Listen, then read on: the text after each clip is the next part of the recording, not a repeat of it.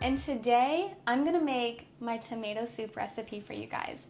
Luckily, it's super simple, just like me.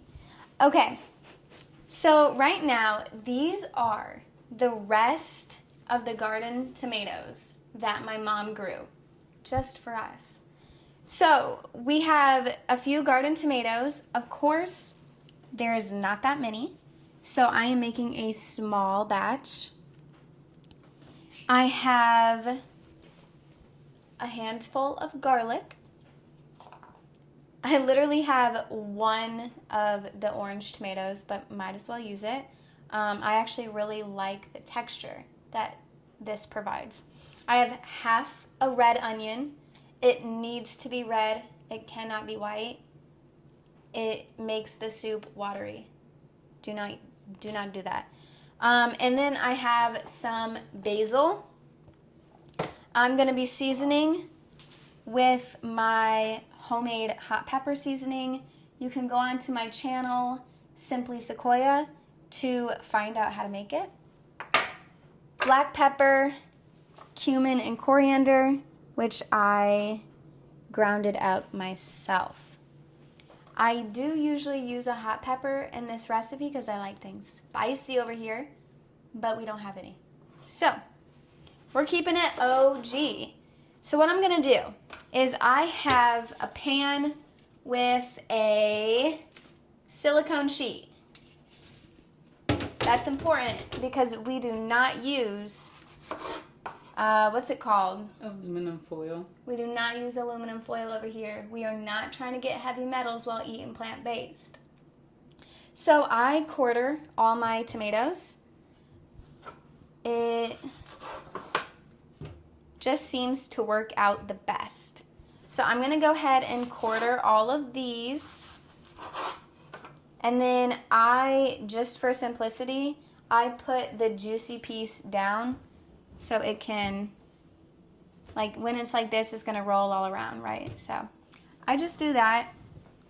I believe it's just a preference, but that's what I do. So I'm just going to line these all up.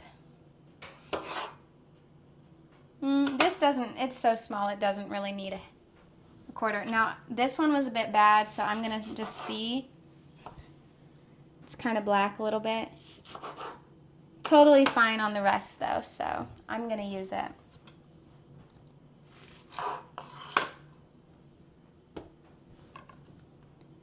This is the last bit of garden tomatoes, so there is a little bit of bad spots, but not a problem to me. I'll just go ahead and cut it right off. Last tomatoes. There is a bad spot right there, too. That's fine. And last one. Let's take that little stem out, though. Okay. So with the garlic, you'll see a lot of people keeping it in their shell. I've de-shelled it all, and they'll put a bunch of oil in it, and they'll package it up in aluminum foil. You literally don't need to do that at all. Just put it right there. It doesn't matter. You don't need any oil. You don't need any water. It's all a lie. You can put it in the oven, no problem. It doesn't burn. It doesn't get extremely dehydrated. It's fine. Okay. Now, of course, I'm going to peel the outside of the onion. Let's see what's going on. Okay. And I'm just going to chop this in half. Bam. And I'm going to put it on. Now, the basil does not go on until the end. Don't want to put the plastic on there?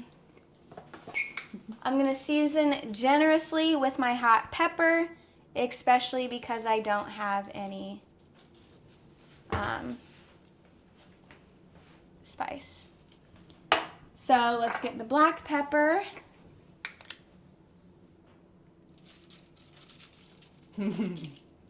What? Nothing. It will turn out great. Oh, sure it will. And the cumin, coriander. Do you like move them around or anything? Yeah. Oh, okay. Don't worry. We'll get there, okay, y'all? I was just curious because I was like, oh, you just throw them out. What I do, because the seasoning will bring out the juices almost immediately. You literally just roll it around. And it's okay if there's some seasoning that doesn't get on the tomato. All of this is going to get all juiced up, and I'm just going to put it all in the blender anyway. So this is completely fine.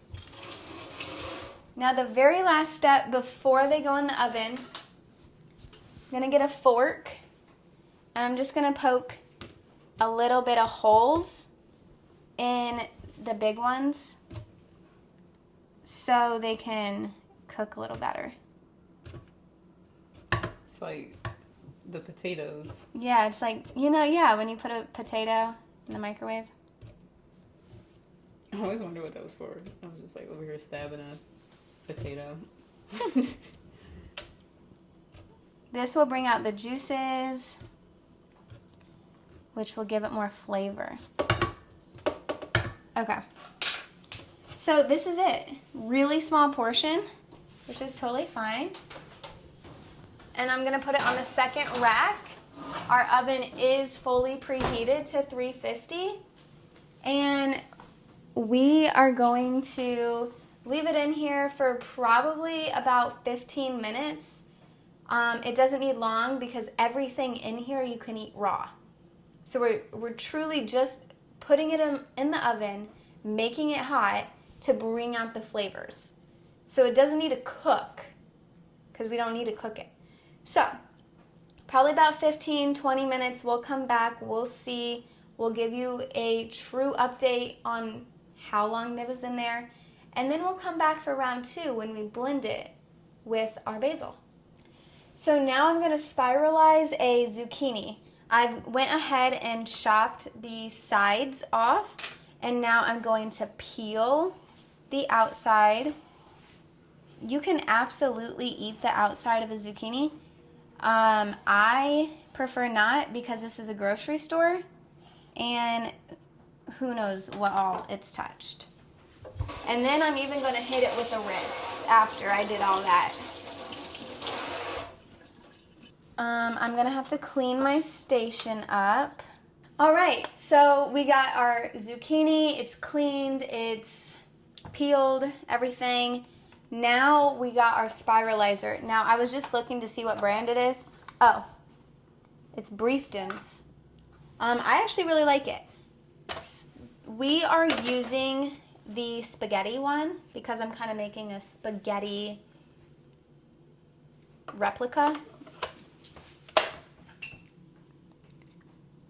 And then I also wanted to show you guys there are so many options. Yeah, we haven't used, I honestly haven't used, we haven't used most of them. I'm really curious about this curly fry. I'm making curly fried potatoes in the oven. And that's not even all of them because there's a few more over here too. There's 2 on the side that you can, for easy access, and here. And yeah, these are the 3 that I've used. And it's a really nice contraption. Like, it comes out. It's really easy to clean. I just wanted to show you guys that. So what I found that the best way to use this particular spiralizer is to use the fatter end. As you can see, it's clearly fatter, thicker on this side. The thicker end goes into the hole, and then the smaller end goes into the spikes. That's what I've noticed. You're going to do it on this, though? Yeah, why? Oh, okay. I have noticed that this thing does not suction very well on any surface. You always said that, but it's never suctioned for me very well. So there they are.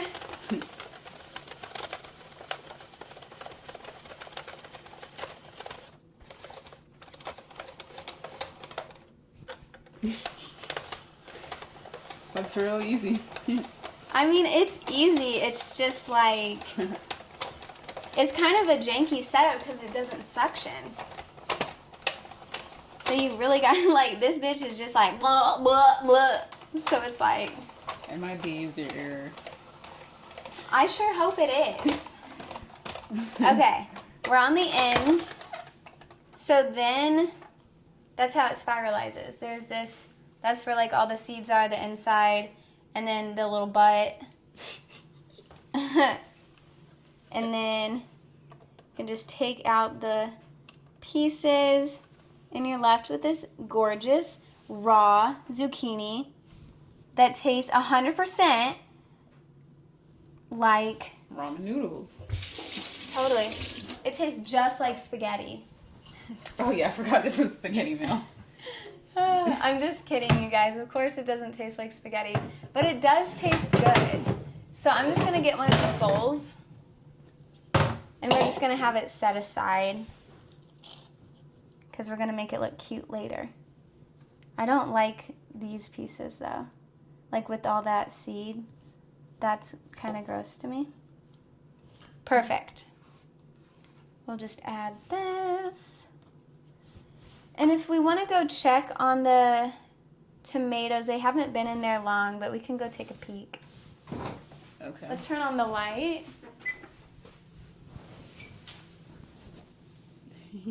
There they are in their glory.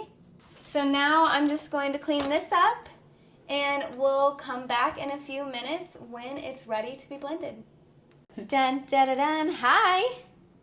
Have you followed 4 Energy yet? It's our brand. Anywho, they are ready. Look how gorgeous it looks.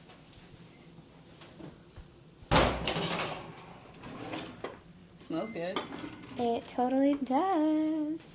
Okay, so I'm actually going to go over here. Yeah, wait. Uh-oh. Okay. Yeah, I'm okay. I'm just moving the chair. The cameraman is struggling. She's back. Okay. So, what I do is I'm going to take all of this and I'm going to put it into the super expensive blender. This our $80 Ninja.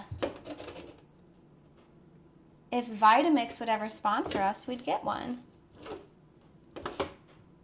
Or if those Black Friday sales are hitting.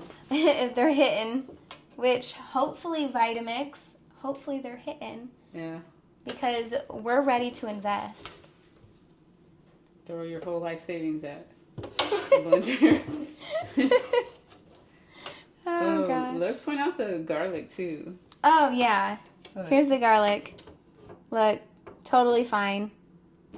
Literally totally fine. Not a problem at all. It didn't get burnt. I mean, come on. Oh yeah, and how long was this in the oven for? This was in the oven for 26 minutes. Okay. And it just depends on your oven. So this is the good part right here. This is the part that you don't want to forget about. This is the flavor. The way I'd like be rinsing that off. No. You want this. Okay. You want that little piece. It's good. I'm sure it is. I just don't know if I'd be doing all that. And then this piece, you want that. She don't play about her crumbs, y'all. No, I don't. One thing about me, I don't play about my crumbs. She leaves no crumbs behind. Now is when we add the basil. The garden basil. I'm just making sure because I bought this. It looks like it's dying. Like it's okay for the recipe. But, well, not this. Do not use that. Do not use that. Do not use this. Do not. Oh yeah, they do feel like quite sad. I'll just use the rest. Again, Do not use this. Perfect piece. Do you see the difference? Okay. So that's what we could get out of this. Now we're going to blend. In a very expensive blender. On a very expensive blender. We're going to blend on high for the entire duration.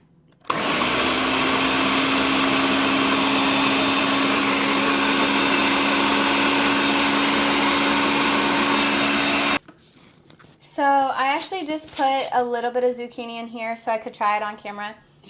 My main bowl is right here, but I like to eat it hot, so I just put a little bit here. But now that it's done, I'm going to show you 3 ways that I like to eat my tomato soup.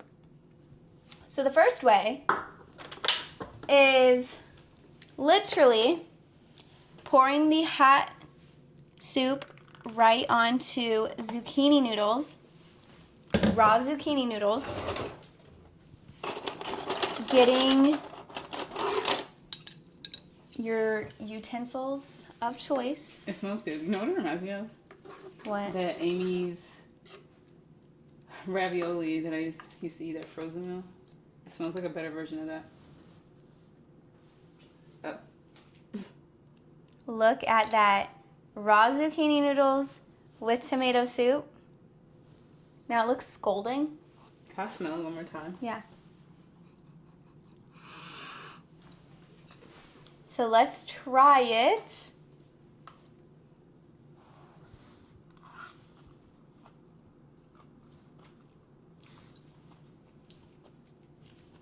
That's good. One thing I like to add. Give me a moment to get in the fridge. A little bit of lime goes a long way. You are a lime girl. I am a lime girl. So, I'm just going to squeeze a little bit of lime. And when I mean a little, I mean probably a lot to you. So, let's try it with the lime on top.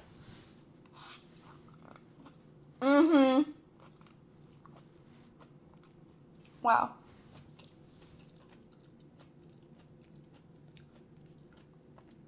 Yo, go try this recipe. It takes nothing. Just a few ingredients that you probably already have. It's so good. So that's one way I like to eat it.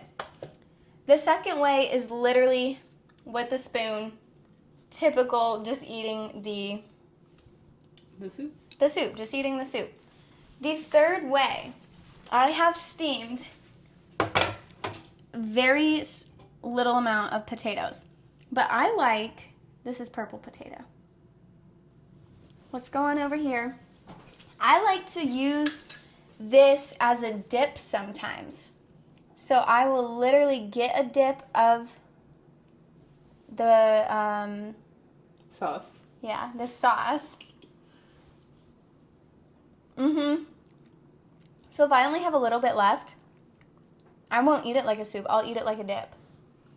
And talk a little bit about how that sweet potato tastes, because that's a purple sweet potato. This is a purple sweet potato. It tastes like black bean, unseasoned black bean. So you can do a lot with the purple sweet potato. And maybe I will, in the future, do a video on the purple sweet potato a video recipe. Because Tenzyn over here is really interested in I want to do a recipe. A black bean, like this purple sweet potato with like cauliflower white rice, plantains, guac, like pico de gallo. Like I want just like a mix of that. It just sounds delicious to me. So I've also dipped this in with the russet potato and the Japanese white sweet potato. My personal favorite potato to pair it with is the russet potato. I've also made potato croutons in the oven and then put them on top for that kind of traditional crouton bready with the soup. You can do a lot. This is just the base, or it can be the meal. You can spice it up, or you can just keep it simple. So if you liked this recipe, go ahead and like and subscribe. And tell me what type of recipes you're looking for. We keep it plant-based over here. We keep it oil-free and salt-free. But other than that, we are definitely open. Bye for now. That was Cooking with Sequoia.